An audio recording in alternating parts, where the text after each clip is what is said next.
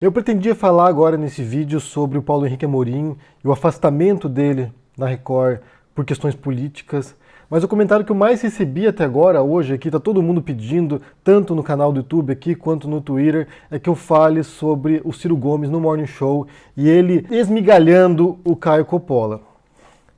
Então vamos lá. Mas antes de entrarmos nesse assunto aqui, eu quero fazer algumas considerações iniciais sobre o Ciro Gomes, porque durante a eleição eu fiquei dividido entre o Ciro e a Marina Silva. No primeiro turno eu apoiei o Ciro, principalmente porque as pesquisas indicavam que ele era o único que venceria o Bolsonaro no segundo turno, então foi mais uma questão estratégica. Embora eu concorde com muita coisa do Ciro, eu admiro a capacidade de raciocínio dele, de intelecto dele e de articulação também. O modo como ele se expressa e como ele tem uma visão do Brasil bastante complexa, bastante sofisticada do Brasil, e as propostas que ele apresenta, a gente não sabe se são funcionais ou não na realidade, se uma vez assumindo o poder, uma vez assumindo a presidência, funcionarão, mas realmente você vê alguém que fez a lição de casa, que entende do Brasil, que entende dos problemas e que tem soluções, que tem propostas de soluções, melhor ainda, tem propostas de soluções. O problema do Ciro Gomes não é a visão que ele tem de Brasil e nem dessas questões, mas sim que ele não entende o brasileiro, ao meu ver. Ele tem dificuldades de articular essas ideias complexas que ele expressa para o povo que ouve aquilo ali e não tem, sabe, uma capacidade de concentração e nem de compreensão daquilo que ele diz. Então ele tem uma mensagem muito articulada para um povo que tem dificuldades para entender isso. Pelo que eu entendi na entrevista, e acho que isso já estava meio claro antes, já era meio óbvio também antes, se eu entendi bem, ele já está em campanha eleitoral para a próxima eleição. Então a gente pode pensar que o Ciro vai vir forte aí para uma eventual candidatura no futuro, se houver eleições, né, sendo pessimista aqui, se houver eleições, mas ele já pensa no futuro. E nessa ótica, o que ele precisaria fazer seria contratar um marqueteiro dos bons para simplificar a mensagem dele, para que ele possa, sabe, ultrapassar essa barreira entre a articulação complexa dele da realidade e o mundo concreto das pessoas físicas brasileiras que não entendem o que ele diz. É resumir a mensagem dele em 6 frases de impacto bastante simples. Porque, sério, olha, eu estou assistindo agora uma série de documentários aqui sobre a eleição do Trump, sobre como foi a campanha dele, como ele chegou à presidência dos Estados Unidos. Se você for observar a campanha do Trump, ela se resume a 4 frases. É tornar a América grande de novo, é prender a Hillary Clinton, construir um muro e trazer de volta os trabalhos. São 4 frases que elegeram o Trump. Ele não tem mais nada além disso. É o conteúdo que ele comunicou às massas. E o Bolsonaro não é muito diferente. O Bolsonaro chegou à presidência com frases de impacto, com frases simplórias, com frases boçais, mas que chegavam à mentalidade do brasileiro, que construíram o imaginário do que ele era para a população brasileira. Então, enquanto o Ciro não conseguir simplificar a mensagem dele, embora ele tenha essa compreensão complexa, embora a gente saiba que ele consegue entender muito bem as questões, se ele não conseguir simplificar isso para o brasileiro entender, ele não vai tocar o coração dos brasileiros. E as eleições, a política, ela é muito mais emocional, é muito mais das tripas, das vísceras, do que realmente é do intelecto, do que realmente é pelo cérebro. As pessoas votam por simpatia, por empatia, elas votam por identificação, mais do que elas votam realmente pensando nas propostas de um governante. Se você ler o programa de governo do Bolsonaro, por exemplo, é ridículo, é patético, é boçal, é idiota. E mesmo assim as pessoas não se importam com isso, porque eles se identificaram com essa retórica, com esse discurso de costumes do Bolsonaro, de uma valorização hipócrita da família, de valores cristãos nos quais ele realmente não acredita. Como você viu no vídeo mais cedo, há um tremendo abismo irreconciliável entre a mensagem de Jesus e o que esses pseudo-cristãos praticam. Mas isso não importa para as pessoas, o que importa realmente é essa identificação. E o Ciro, eu percebo também que causa uma reação negativa em muita gente, porque como ele também é muito incisivo, ele também é muito duro em algumas críticas que ele faz, em algumas coisas que ele diz, isso também repele certas pessoas um pouco mais moderadas e também causa uma repulsa entre a ala mais à esquerda, entre os apoiadores do PT, e causa uma reação negativa também entre a ala de direita. Portanto, o Ciro fica numa ala meio cinzenta ali, numa zona meio complicada, que é difícil de conseguir apoio. Se ele não se alia, se ele não cria pactos com partidos de esquerda, como o PT, por exemplo, dificilmente ele tem o suporte básico necessário para conseguir se eleger. Mas a gente está falando aqui de eleição futura já, né? Sabe? Daqui 3 anos e meio. Então vai ter tempo, ainda vai ter chão e tem muito treinamento para chegar até lá. Então vamos entrar agora na entrevista do Ciro na Jovem Pan, no Morning Show hoje de manhã. E alguns pontos ali que são interessantes, ele abordou a questão dos vazamentos da Intercept, como isso pode impactar o Moro e a Lava Jato, e eu concordo completamente com o que ele disse aqui, você já viu isso ontem. Estava previsto para o Supremo analisar o habeas corpus do Lula, e eles postergaram isso indefinidamente, porque é um tema complicado nesse momento. O Moro ainda tem o suporte da opinião pública, pode criar tensões e conflitos muito complicados nesse momento. O ideal seria que eles realmente revisassem isso ontem, já pusessem em pauta esse assunto, já avançassem com isso e analisassem se o Lula será solto ou não, mas não fizeram isso. É isso que o Ciro fala e é isso que eu acredito também. Eles vão aguardar para ver o grau de destruição e o que sobrará nesses escombros, se o Moro vai se safar dessa ou não. Porque uma vez que você destrua completamente a imagem do Moro, vamos supor que realmente tem um material ali incriminador, além de qualquer refutação, além de qualquer dúvida, então sim fica muito mais fácil para o Supremo se reunir ali e votar a soltura do Lula sem grandes consequências negativas, sem grande impacto social. Outro ponto que o Ciro mencionou ali e que alguns especialistas, alguns analistas já também indicaram, foi em relação ao movimento Ele Não durante a campanha eleitoral, né, das mulheres que se reuniram, mulheres contra o Bolsonaro, que se reuniram para fazer um grande protesto durante a eleição, e após esse protesto, a intenção de voto do Bolsonaro aumentou 3 pontos, 3%. E alguns dizem que isso foi um erro, de fato, que em vez de fazer uma pauta positiva, mulheres em defesa da democracia ou mulheres em defesa do Estado de Direito, sei lá, alguma pauta positiva, de fato, alguma coisa que unificasse as pessoas em torno de um ideal mais sólido, mais construtivo para o Brasil, essa pauta negativa de Ele Não ou as mulheres contra o Bolsonaro, isso deu mais visibilidade para o Bolsonaro. E essa foi uma grande questão ao longo da campanha eleitoral e ao longo dos debates, e ao longo, sabe, de todas as críticas contra o Bolsonaro. Que os bolsonaristas diziam que quanto mais batia no Bolsonaro, mais ele crescia. E realmente é muito difícil a gente entender como enquadrar o debate político, como confrontar essas ideias nocivas, porque ao mesmo tempo que você precisa confrontá-las, você precisa vir aqui publicamente questioná-las e apresentar o absurdo que elas são, por outro lado, você também dá visibilidade para elas. E esse é um jogo de mão dupla, na verdade, uma faca de 2 gumes, porque você não pode deixar que eles falem sozinho. E ao mesmo tempo, se você confrontar, como eu disse, você acaba trazendo esse debate à tona e popularizando esse debate. E tem vários assuntos que são dessa natureza e que realmente ficou muito difícil agora, nesse momento, a gente entender como trabalhar sobre essas questões. Como desconstruir a imagem do Bolsonaro sem falar do Bolsonaro.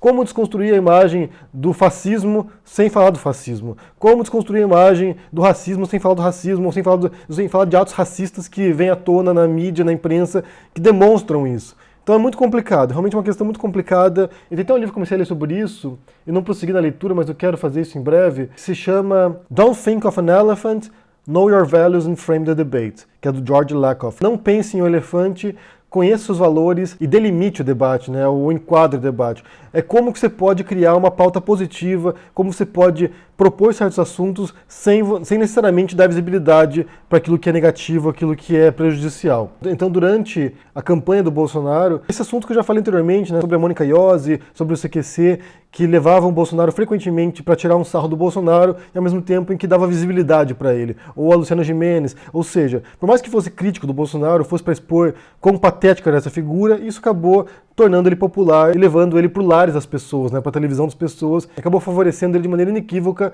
para vencer as eleições. Outro ponto que o Ciro bateu nessa entrevista também é sobre a ineficácia do Bolsonaro, como ele é um incompetente, como ele é uma pessoa ineficaz, que não tem projetos, e os poucos projetos não serão suficientes para levar o Brasil adiante, não vão melhorar a economia, então como ele não tem nenhum tipo de plano, nenhum tipo de projeto consistente de Brasil e de desenvolvimento da economia, a tendência é que vá piorando a situação e gradualmente ele vá perdendo o capital político dele, que já está acontecendo, né? O Bolsonaro já perdeu muito da popularidade dele, o Moro já perdeu parte da popularidade também, os dois estão se escorando agora antes de tombar. Então, à medida que o ano for passando, 2019 for passando, e não houver nenhum tipo de melhoria para a vida dos brasileiros, porque o que importa para o brasileiro é o dia a dia deles, né? Não importa debates, retóricas de políticos, mas se a vida do brasileiro não melhorar, quando chegar 2020, o Bolsonaro vai estar muito desgastado já e realmente vai ficando mais difícil para ele sustentar. E mesmo se ele tentar uma reeleição, se não houver nenhum tipo de melhoria considerável e consistente na vida dos brasileiros, ele não vai se reeleger. A pauta dos costumes foi suficiente para elegê-lo, para realmente dialogar com os brasileiros, mas só isso não basta também. É preciso mostrar serviço, né? E isso ele não consegue fazer, não tem capacidade mínima para isso. Um outro aspecto abordado pelo Ciro Gomes, e isso vai ser controverso, porque o Ciro já é desprezado pelos petistas, é em relação ao Lula. Voltando à questão da Lava Jato, o Ciro disse que está contaminado o processo do Lula, não há provas consistentes no caso do triplex, mas, por outro lado, o Ciro diz isso, que ele sabe que o Lula não é inocente, ele sabe que o Lula é culpado, ele sabe que o Lula é corrupto. Se não de corrupção ativa, certamente de passiva, porque ele falou em alguns casos no qual ele foi lá e avisou o Lula que para não fazer isso, sobre o Temer, sobre o Cunha. Então, assim, o Ciro tem a convicção de que, embora nesse processo contaminado, ele deva ser revisto, deva ser reiniciado, voltar para o começo, ele tem certeza que o Lula não é inocente. E um outro ponto também que ele mencionou, nesse outro ponto eu concordo completamente com o Ciro, eu já disse anteriormente que em diferentes circunstâncias, é que se realmente o Lula tinha convicção de que ele era inocente, de que esse processo estava distorcido, ele não tinha como ganhar no final, que o Moro e o Dallagnol estavam em conluio, que era um jogo de cartas marcadas, que ele deveria ter denunciado isso e se refugiado numa embaixada, fugido do país, e fez uma campanha fora do Brasil. Uma coisa que ele revela ali que eu achei interessante é que quando ele falou isso pro Lula, que ele disse que ele falou isso pro Lula, o Lula ficou bravo e provavelmente imaginou que o Ciro estivesse dizendo isso pro Lula para ele fugir do Brasil, para que isso limpasse o caminho para o Ciro Gomes se candidatar e ganhar a eleição. Então você percebe como essa guerra política, também inclui o Ciro, é muito uma disputa de personalidade, de ego também, né? Quem vai protagonizar o debate e vai se apresentar como uma pessoa que é capaz de redimir o Brasil e levar o Brasil adiante. Então aqui você viu a disputa entre o Lula, que é uma figura conhecida, ex-presidente, durante 2 mandatos, em atrito com o Ciro Gomes, que se propunha talvez como um sucessor muito mais capacitado e hábil do que o Haddad. E por fim, no final da entrevista, você tem mais de meia hora de entrevista com o Ciro Gomes. No final da entrevista, o Caio Coppola faz uma pergunta que deixa o Ciro muito irritado. O Caio Coppola fala sobre o Fernando Holliday e o comentário que o Ciro fez sobre o vereador. E o Ciro disse numa entrevista anteriormente que o Fernando Holliday ele era um capitãozinho do mato. Nessa fala ele se referia a essa luta do Fernando Holliday contra as causas, as pautas dos movimentos negros. E essa é uma retórica do Fernando Holliday há muito tempo. Ele é alguém que não apenas não concorda com as pautas dos movimentos negros, dos coletivos negros, pautas de ação afirmativa, como ele se opõe a isso e questiona isso e critica isso e ataca esses movimentos. Então, quando o Ciro disse isso, ele já se explicou isso em diferentes circunstâncias, quando o Ciro disse isso, ele se referia justamente a isso. Ele era um negro que lutava contra os negros, contra a possibilidade de ascensão social de muitos negros que estão na base da sociedade brasileira, estão nas classes mais privilegiadas, compõem boa parte da população carcerária, estão entre as maiores vítimas de homicídios no Brasil. Ou seja, o Ciro fez uma crítica a essa postura do Fernando Holliday contra os negros. Ele está sendo processado pelo Fernando Holliday e ele disse que não se arrepende disso, repetiu isso durante a entrevista, disse até mais do que isso, disse que o Fernando Holliday não apenas é um capitão do mato, como é um capitãozinho do mato nazista, né, que a proposta que ele fez agora sobre internar as mulheres que considerarem fazer aborto é algo dos nazistas, né? E aqui eu vou contextualizar porque quando você estuda a história do nazismo, você vê também que os médicos nazistas tinham campos de internação para doentes mentais, nos quais eles eutanasiavam essas pessoas, deficientes físicos, deficientes mentais. Ou seja, essa proposta de internar as mulheres é absurda por si própria, né? Mas a fala do Ciro Gomes aqui provavelmente lhe renderá mais um processo. E aí começa um bate-boca entre o Coppola e o Ciro Gomes. E o Ciro Gomes põe o Caio Coppola no lugar dele, né? Porque ele quis crescer para cima do Ciro. O Ciro falou, não, fica quieto aí, deixa que eu responda, vai estudar. Jogou o Caio Coppola pro lugar dele. O que a gente percebe é que falta esse tipo de energia no programa. Muitas vezes você vê confrontos ali entre o Edgar e o Caio Coppola, você vê às vezes o Fefito um pouco mais exaltado com o Coppola, ou até a Paulinha, mas o Ciro Gomes ali realmente pôs o Coppola no lugar dele. Inclusive no começo, quando ele joga essa história do Lula, se o Lula é inocente ou não é, sobre falas anteriores do Ciro Gomes, ele diz, né, que você não pode simplificar a realidade. A realidade é muito mais complexa do que isso, e você tende a ter um discurso polarizante, maniqueísta dessas pessoas. Quando você pega conservadores com o perfil do Caio Coppola, eles tendem a ver a realidade muito em preto e branco, em tons muito simplificadores. Ele pode até ter uma retórica sofisticada, um linguajar ali mais erudito, mas na base do que ele diz, o Caio Coppola ele é muito simplório. O que ele diz é muito simplificador. Eu falei no começo do vídeo aqui que o Ciro Gomes precisava simplificar o debate dele, justamente para atrair as pessoas, é porque a retórica dessas pessoas aí da extrema-direita no mundo agora, e no Brasil também, é simplificadora. E você não pode combater a simplificação boçal e estúpida com uma retórica muito erudita, muito sofisticada e muito complexa.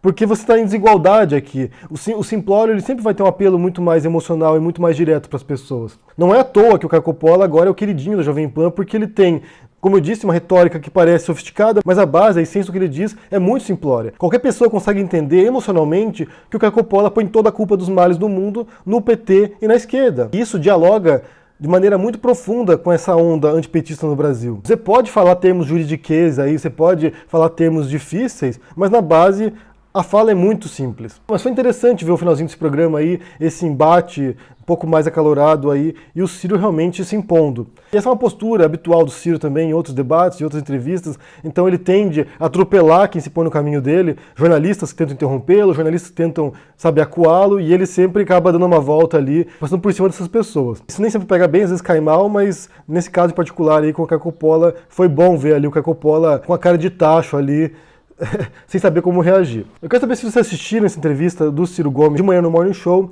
O que você pensou da entrevista, da fala do Ciro? Se você concorda com ele, discorda? O que você pensa sobre esses pontos que eu indiquei aqui? E também sobre esse bate-boca entre o Ciro e o Caio Coppola. Deixa no comentário aqui embaixo, deixa o joinha, assina o canal, ajuda no Apoia, e a gente se vê por aí. Abraço e até mais. Tchau.